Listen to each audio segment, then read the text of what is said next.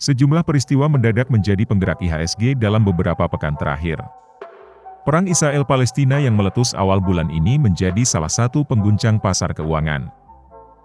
Dari dalam negeri, Bank Indonesia pekan lalu secara tak terduga menaikkan suku bunga acuan 25 basis point menjadi 6%. Pemilihan presiden mulai panas dengan makin jelasnya pasangan calon presiden dan calon wakil presiden yang diusung. Di sisi lain, emiten mulai merilis laporan keuangan kuartal ketiga 2023. Bagaimana efek peristiwa-peristiwa terkini terhadap pasar saham? Lalu sektor dan saham apa yang bisa dicermati?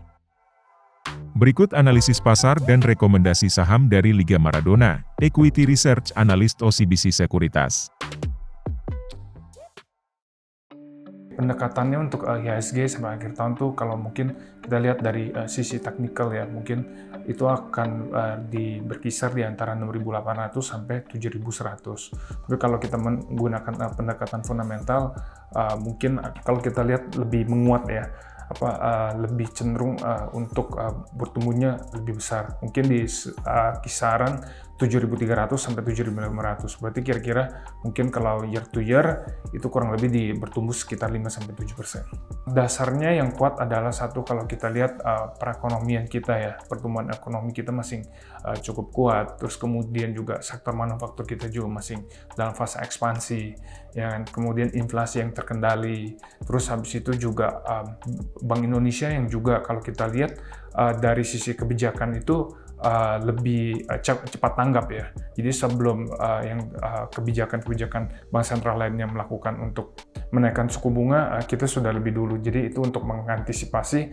misalnya katakanlah outflow dari asing juga gitu. Dan juga intervensi dari BI dengan adanya 25 basis ini sangat penting sih untuk mencegah kenaikan harga itu. Jadi setidaknya bisa diseimbangkan dengan juga level konsumsi atau belanja.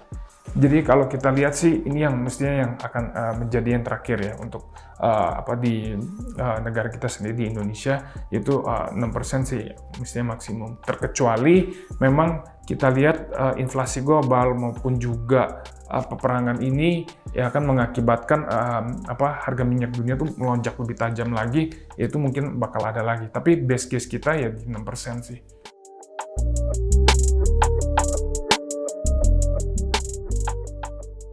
Timur Tengah sih pastinya itu akan berdampak ini ya Mbak. Mungkin dalam jangka pendek sih belum ada, ya kan. Itu sebetulnya bagus buat sektor komoditas, ya kan, karena memang mengikuti. Tapi kalau secara jangka panjang ini berlarut-larut dan tidak ada penyelesaian, nah ini tentunya akan berdampak pada satu dari APBN kita, ya kan. Terus kemudian juga APBN kenapa akan mungkin lebih besar, karena kita import minyaknya itu lebih mahal kan. Nah, sedangkan pemerintah juga kemarin mewanti-wanti nih, kalau memang nanti ada kenaikan, orang lebih cenderung ambil subsidi, ya kan. Nah, terus habis itu melebihi kuota, ya mereka harus tambah lagi, bengkak lah tuh anggaran. Nah, anggaran itu ya pasti kan akan kena ke kita punya neraca berjalan dan pembayaran ya, yang minusnya kan lebih lagi. Nah, itu tentunya akan mengurangi daya tarik rupiah terhadap dolar. Itu akan depresiasi. Ya, di situ ya orang keluar dari obligasi naik, habis itu kemudian juga pasar saham akan turun. Nah, kalau udah main kayak gitu, itu udah nggak bisa lagi satu sektor lagi, itu pasti kena semua. Kenapa? Karena kenaikan bahan baku naik, berarti sektor bisnis atau perusahaan-perusahaan itu tentunya akan menaikkan, kan mereka punya tarif, itu yang bisa naikin. Tapi yang kalau nggak bisa, ya memang dengan itu ya mereka kan harus kurangin pekerja, banyaknya pengangguran, ya kan, orang daya beli jadi lesu, ya kan. Yang tadinya juga yang memang masih punya pekerjaan, cuman melihat juga kondisi ekonomi yang bisa dibilang kurang cukup baik, ya mereka juga akan bertahan. Akhirnya semua orang cenderung nyimpen duit. Sebetulnya kalau dengan konflik ini terus berlangsung sih efeknya itu akan bahaya, ya kan. Bahayanya kenapa? Inflasinya akan sulit turun, ya kan, interest rate akan lebih lama, daya belinya turun, resesi yang tadinya mungkin di awang-awang ini mungkin bisa terjadi, terutama ya satu sih pasti di US lah, ya kan, karena memang mereka punya suku bunga itu ya kan udah di kisaran 5,5 kan. Nah, sedangkan kan mereka punya inflasi masih di 4-an. Ya kan real money-nya kan kecil sekali, sedangkan kan kita di 6, tapi inflasi kita 2 lebih, hampir 3, ya kan masih 3% gitu. Jadi ya masih kita ya ini masih cukup bisa lebih bertahan sih ya. Nah, jadi ya sebetulnya kalau komoditas naik sebetulnya itu lebih banyak kurangnya sih. Maksudnya lebih banyak terhadap IHSG-nya itu lebih nggak bisa nahan. Misalnya karena perang itu menguntungkan cuman hanya ke sektor energi, tapi lebih banyak merugikannya terhadap sektor-sektor lain. Yang terdampak itu lebih banyak. Misalnya ini aja yang transportasi kan belum. Ntar kalau ini harga minyak terus di 90, dia naik lagi 95, pemerintah bilang di awal bulan kita BBM naik ya, gitu kan, subsidi maupun ini, ya udah siap-siap aja itu pasti ya kan, transportasi lah ya kan, terus habis itu juga perusahaan-perusahaan yang memang kalau kita lihat dari operasionalnya untuk transportasinya itu besar, misalnya consumer gitu ya, itu juga pasti kena hit sih Mbak.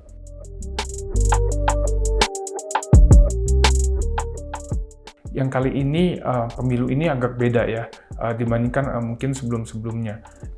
Kalau kita lihat di 2019 itu kan kebetulan kan cuman hanya kita ya, dan tahun ini itu sangat unik gitu karena di 2024 Amerika juga akan pemilu, kan kita juga akan pemilu kan. Nah, terus habis itu kalau kita lihat juga ada dampak kan dari geopolitik nih yang terus-menerus. Nah, jadi menurut saya sih kemungkinan kalau dari sisi pasar ya Mbak, itu akan mungkin sedikit berbeda dengan pemilu-pemilu sebelumnya. Jadi lebih mungkin cenderung sideways ya kan, dan potensi cukup volatile gitu dibandingkan katakanlah di 2019 maupun juga mungkin di 2014, 5 tahun sebelumnya.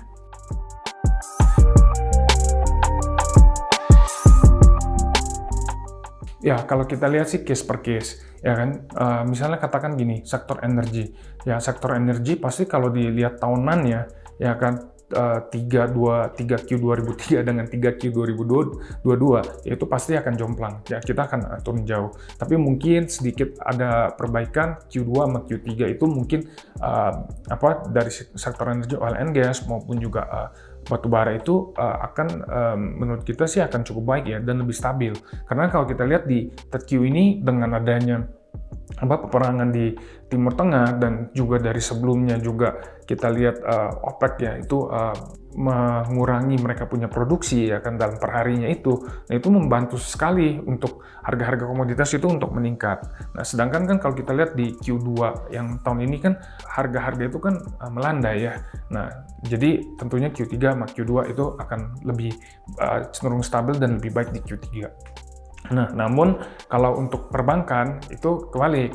Mungkin Q3 kemarin kalau kita bisa lihat itu sangat cukup baik ya. Karena mungkin memang belum adanya peperangan, terus juga masih masuk dalam juga musim liburan, dan juga kalau kita lihat kan masih nuansa-nuansa lebaran gitu ya. Jadi memang konsumsi itu masih aktif ya kan. Nah, terus juga kalau kita lihat pelepasan kredit pun juga, tapi kan makin ke sini mau pemilu ya kan. Terus kalau kita lihat juga dari the Fed yang uncertain gitu ya, ketidakpastiannya juga cukup tinggi. Nah, itu membuat bank itu juga lebih berhati-hati. Nah, jadi mungkin Q3, Q2 mungkin perbankan agak melambat. Tapi kalau dibandingkan tahun ke tahun, ya Q3 kita tahun ini sama Q3 tahun lalu ya pasti baik tahun ini. Karena tahun ini kan kita udah bebas beraktivitas. Sedangkan kan tahun lalu masih ada sedikit pembatasan untuk beraktivitas gitu. Nah, kalau Mbak tanya sampai akhir tahun, ya kan mestinya sih ya tentunya kalau yang dari perbankan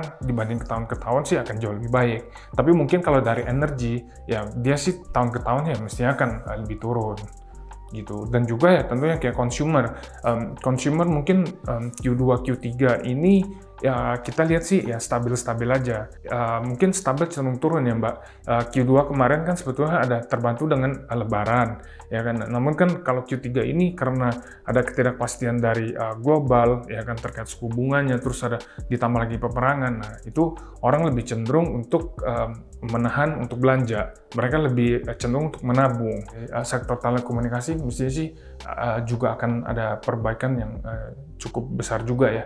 Karena kan tahun ini kan tahun pemilu, terus habis itu juga kita lihat juga memang pemakaian atas data itu kan cukup besar gitu ya. Nah, jadi memang mestinya sih sektor telco juga akan diuntungkan sih gitu, dan juga yang terutama dari menara itu juga akan banyak juga diuntungkan karena ya memang makin kesini kan semua berupa dengan digitalisasi, jadi itu sangat dibutuhkan juga, dan satu lagi tidak terpengaruh oleh kenaikan kebijakan makro juga sih Mbak.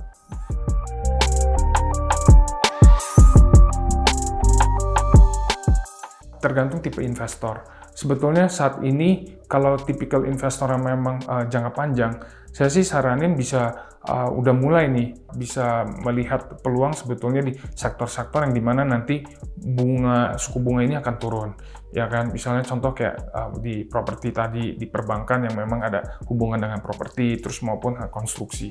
Tapi itu bagi memang investor yang memang jangka panjang dan mungkin selera resikonya cukup tinggi ya. Gitu. Nah, tapi kalau memang bagi investor yang jangka panjang tapi resikonya dia bisa dibilang tidak begitu tertarik dengan resiko, mungkin bisa cenderung ya ke perbankan yang besar-besar tadi, ya kan, yang buku 4 dengan permodalan yang kuat, maupun juga mungkin bisa ke di telco, ya kan. Terus habis itu juga mungkin kalau kita lihat bisa juga di menara, ya kan. Nah, sama mungkin satu lagi bagi investor jangka panjang yang lebih defensif, ya mungkin bisa ke consumer gitu Mbak. Ya, nah, mungkin kalau yang untuk jangka pendeknya, ya kan, bagi investor yang suka trading, ya kita sih saranin sebetulnya mungkin lihat yang perusahaan-perusahaan yang belum mengeluarkan laporan keuangan itu satu, yang Q 2023 ini. Nah, sama satu lagi mungkin yang dari sisi likuiditas dan juga memang capsnya juga besar sih, gitu ya. Termasuk juga ya tadi itu 4 bank besar itu, ya menurut kita sih itu juga bagus buat jangka pendek, gitu. Karena untuk sisi dari hasil secara tahun ke tahun, ya kan mestinya bank-bank besar itu sangat diuntungkan sebetulnya dengan kenaikan suku bunga ini.